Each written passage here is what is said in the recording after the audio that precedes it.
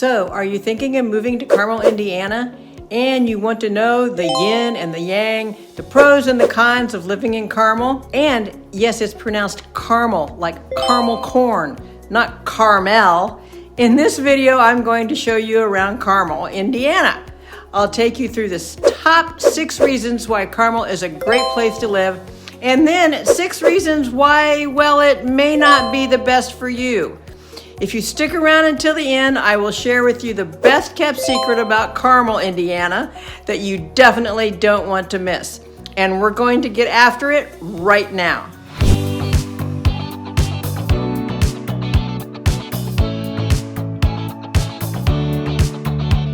If this is the first time to this channel and you want to know everything about living in the Indianapolis and the surrounding area, like Carmel, Indiana, then subscribe below and tap the bell for notifications so you can be the first to know about the current market in Carmel, Indiana.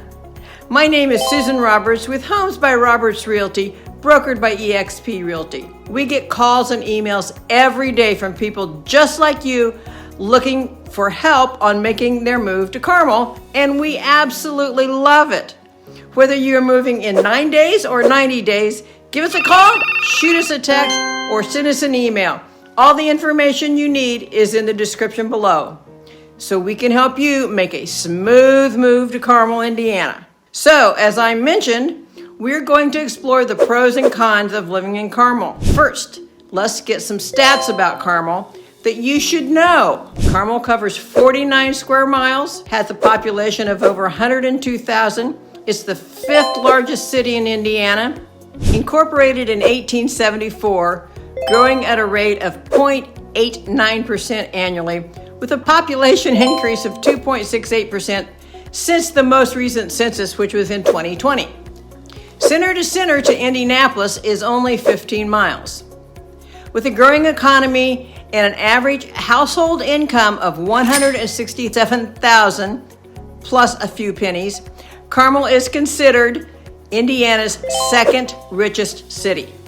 So here's your pros. Roundabouts. It's known internationally for its roundabout network. Since the late 1990s, Carmel has been building and replacing intersections with traffic signals with roundabouts. Carmel now has more than 150 roundabouts, so you better learn how to drive them, and that's more than any other city in the United States. Why? Because they improve traffic flow, no stoplights. They enhance road safety. Actually, the number of injury accidents in Carmel have been reduced by about 80%, and the number of accidents overall by about 40%. Drivers save about 272 tanker trucks of fuel per year, making them environmentally friendly. Pro number 2, the public school system and the availability of nearby private schools. According to niche.com, the Carmel Place school system has an A+ rating with a 17-to-1 teacher ratio. Carmel High School consistently has over 50 national merit scholarships. It's also a perennial top contender in numerous sports programs. The girls swimming won its 37th consecutive state title in February of 2023. This extends their national standing and setting national records. A+ rated private schools in the area include the International School of Indiana, Park Tudor School, Brebeuf Jesuit Preparatory School, Cathedral High School, and the Inman School, which specializes in STEM programs. Low crime rate, number 3.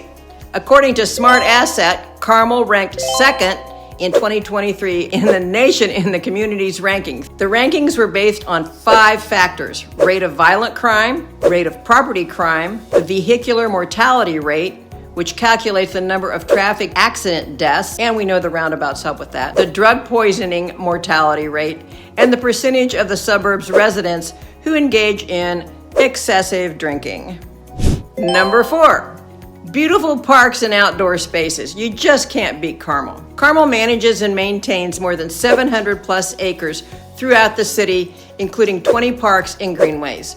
In partnership with the Indiana Wildlife Federation, Carmel is the first park system in the state of Indiana to be certified as wildlife and habitat friendly. Number 5, housing. The Carmel housing market is vibrant, dynamic, and it is characterized by a mix of new developments, a range of housing types, and a substantial rental market. This diversity caters to a wide array of housing needs, whether for families, singles, or those looking for investment opportunities. There are also several mixed-use developments underway. The current tax rate positions Carmel as having the 5th lowest property tax rate in the state of Indiana, and that's out of 118 cities. Number 6, the cultural and art scenes. This is huge. The Center for the Performing Arts has 3 venues. The Palladium, which offers orchestral and pop music. The Tarkington Theater, which is a 500-seat theater with stadium seating, and it's used primarily for drama, musicals, dance, lectures, and variety presentations. And the Intimate Studio Theater, which only seats 200. The Arts and Design District, on the other hand, is a vibrant neighborhood, and it boasts art galleries, boutiques, and a variety of dining options, making it a hub for entertainment and inspiration. Cons. Number 1, and you've heard this before, roundabouts. If you live in a subdivision that is bordered by a busy road with a roundabout close by, it's nearly impossible to get out of the neighborhood and turn left as the traffic never stops. Be careful. There are still drivers that don't know how to properly navigate a roundabout. You must be aware of the lane markers and be aware of all the other drivers around you. Number 2, Carmel Clay School Systems, and we've heard that before, haven't we? Carmel High School is huge. It has approximately 5,500 students, which makes academics uber competitive and with less opportunities for students to participate in sports. Number 3, housing is more expensive than some of the other areas. The median sale price of a home in Carmel was $525,000 last month, and that's up 15.8% since the same time last year.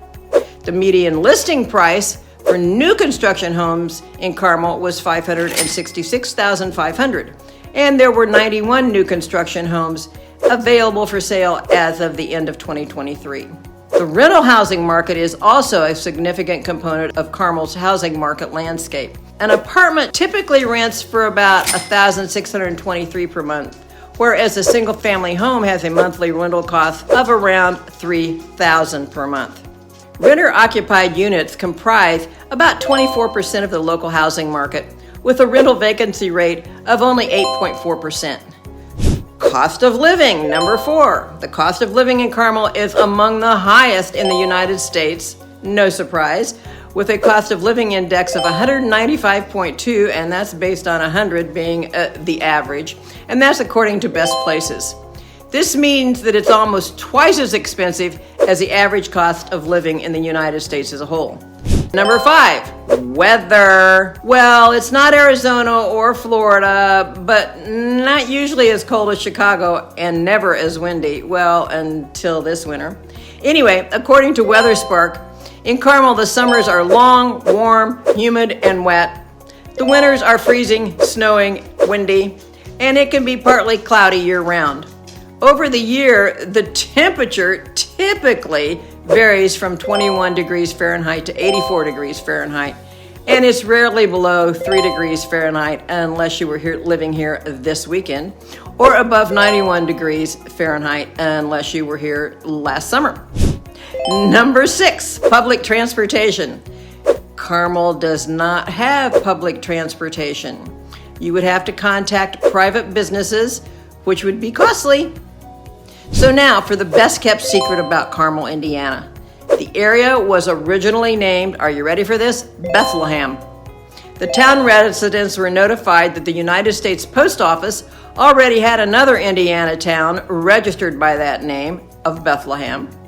So in 1874, by a referendum vote of 33 in favor and 12 against, the town was officially incorporated and adopted the name Carmel.